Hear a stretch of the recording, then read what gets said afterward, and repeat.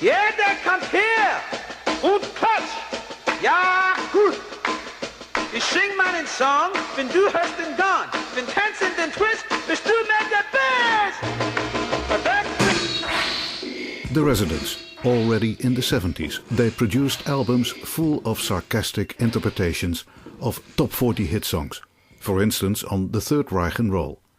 That album was dedicated to the thousands of little power-mad minds in the music business. We asked Hardy Fox if perhaps you can compare the financial world to the music industry, and if the financial crisis may have been caused by the same sort of little power-mad minds. I think in the financial business, I think the key word is really greed. I think people are just trying to make as much money as possible, and they're not thinking of the consequences. And I think the attitude is that it'll work out, and probably it will work out, but it might take many years, and some people are going to end up very wealthy as a result of it, and some people are going to end up very poor. Could you say that the residents or the crypto corporations were affected in any way by the recent financial crisis? I would say no at this point, but I expect that it will happen. I think everyone will be affected eventually. The residents or the crypto corporation, neither one, are dealing on high enough financial level where they're impacted at first, but it trickles down. So, and what will the effect be? Will it be harder to produce albums or shows? I don't know that I can answer that right now. You'll have to get back to me later. Maybe when I'm in the gutter somewhere collecting change.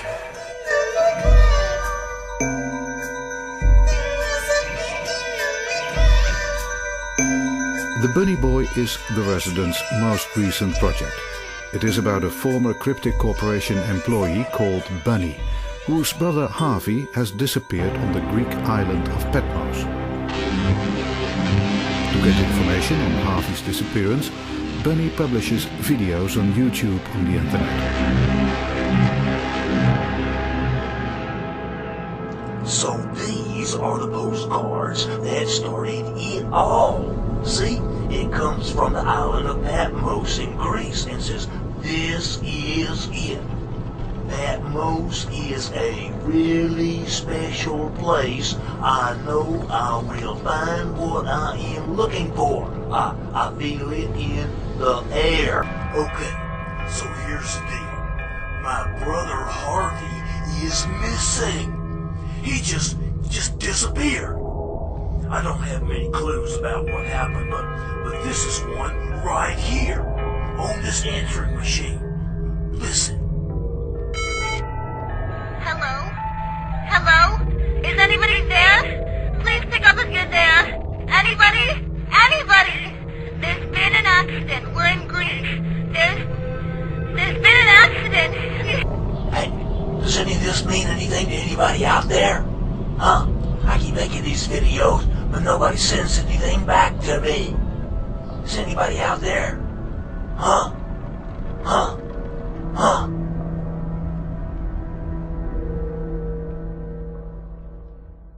The Bunny Boy is a project which comprises more than just a CD. There's also the internet, the YouTube films.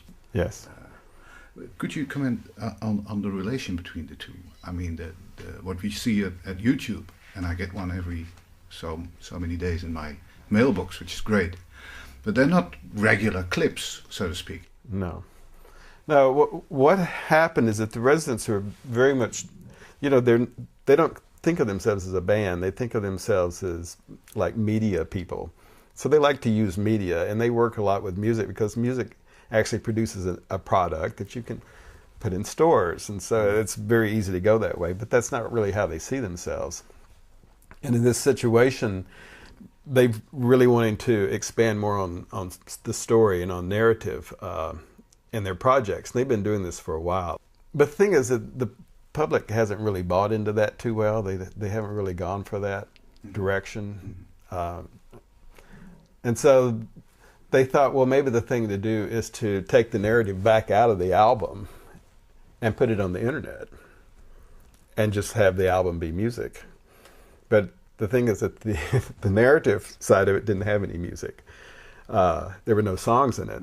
So the album turns out to be music that is not in the internet series, and the internet series is not on the album. And so they become two like different approaches, two media approaches to a similar way of thinking. So the album actually is like inspired by the internet series, and then that turned into the live show, which is like combining everything.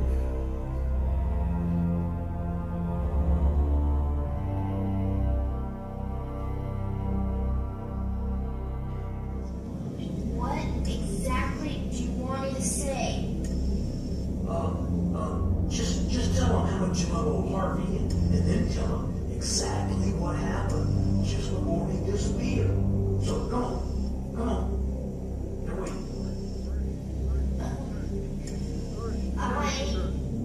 I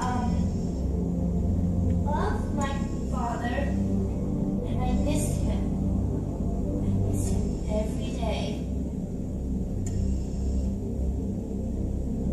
Look, sorry, I can't do this. It's just too weird.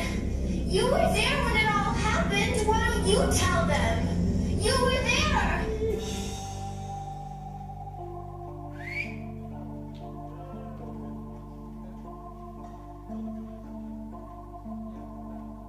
Because they were without joy. Happy homes are funny toys.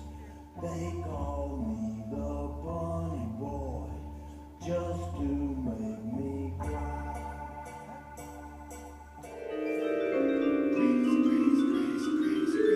I'm not crazy.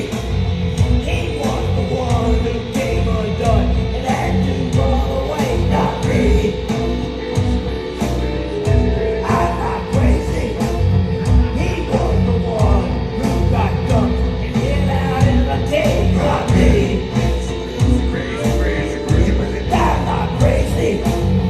He was the one who thought his fun. It hit me. These postcards don't have any stamps on them. Look. Over here. Look right there. Look. I mean, how did these postcards get here all the way from Greece without any stamps? Did somebody peel them off? Did a goat eat them? I don't think so. I mean, this is a real mystery here.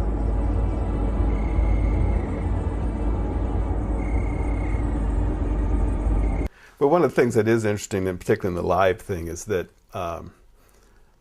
what's happened is that you know the videos that are running, and the videos carry an email address, and so like there's just like floods of emails coming into Bunny, and Bunny has personally answered every email that has come in, and so there are lots of clues that are coming in through emails, and those are being published in the Resonance Forum, and so people are also compiling these answers to get more data about, more details about what's going on.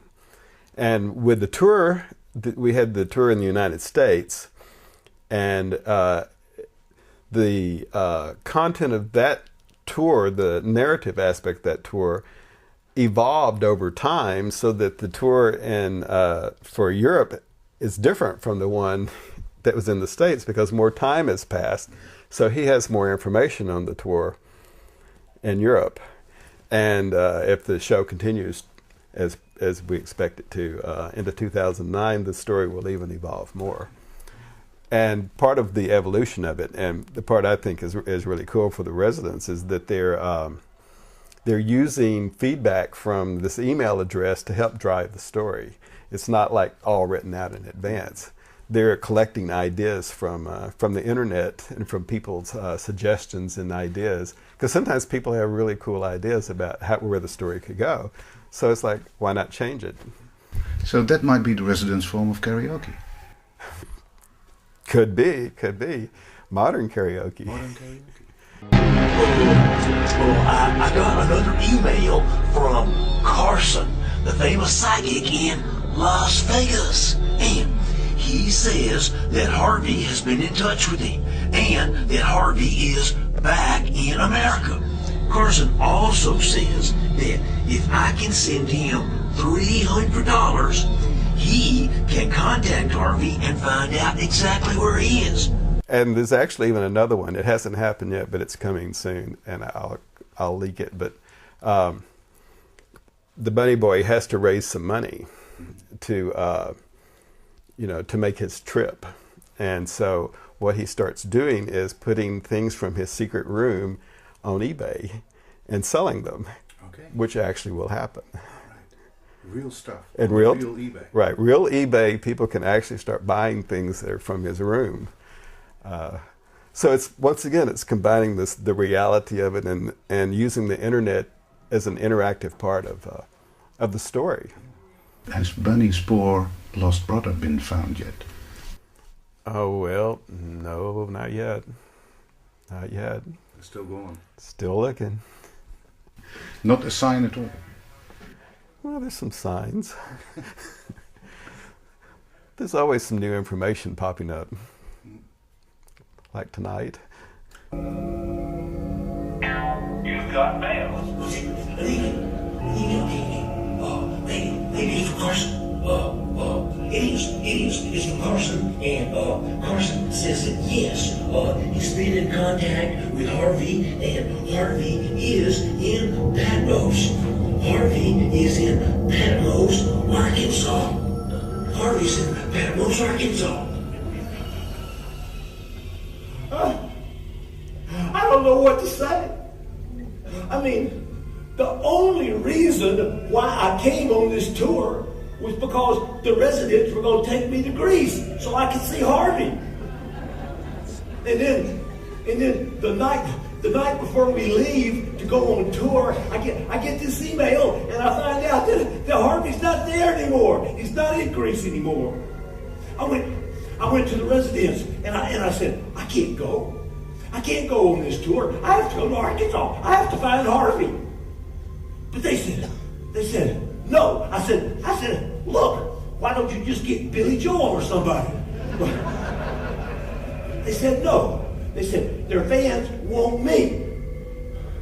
Well, then they said if I didn't go, they're gonna get their lawyer to sue me. Their lawyer is Perry Mason. Okay, I said I have a story to tell, so I should get to it. It's a strange, kind of dark story concerning missing people and religion and maybe even the end of the world.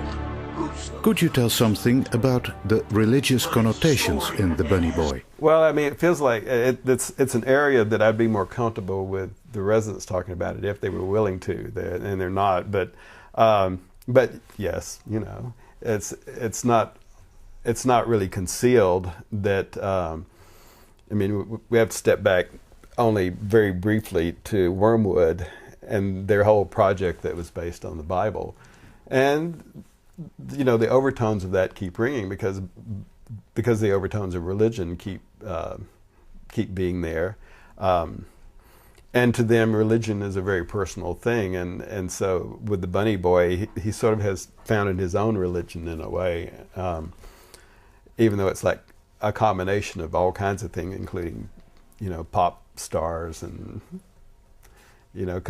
combined with Christianity or combined with anything. It's he's just making up as he goes, and probably that's the way everyone should do.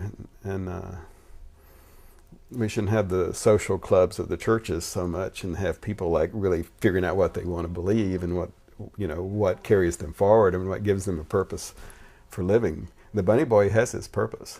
I have got a story to tell. Yes, I have got a story to tell. I have got a story to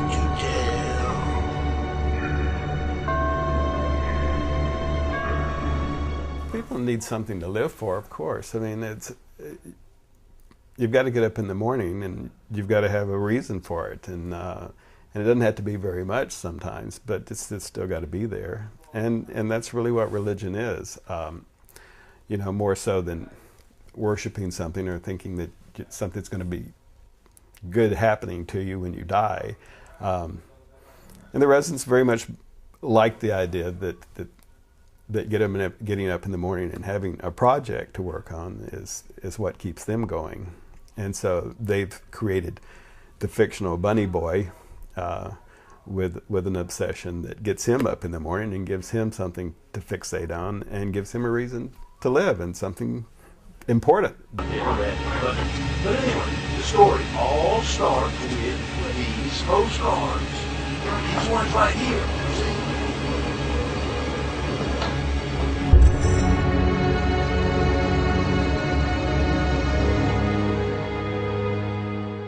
What do you think would the residents say if we would ask them, is there any hope left? Oh, I know exactly what they would say. They would basically think that there's nothing but hope. I mean, that's totally what it, keeps everything going. They are not depressed people, and they're not. I mean, you can't be and really do anything. It's like depressed people don't do things. It's the people who have a vision and have a desire to keep things going, and their point of view is like, if they're like that, then there are plenty of other people like that, and therefore everything will keep going. And it's a roller coaster, but that's not necessarily bad. In some ways, that keeps things from being so boring.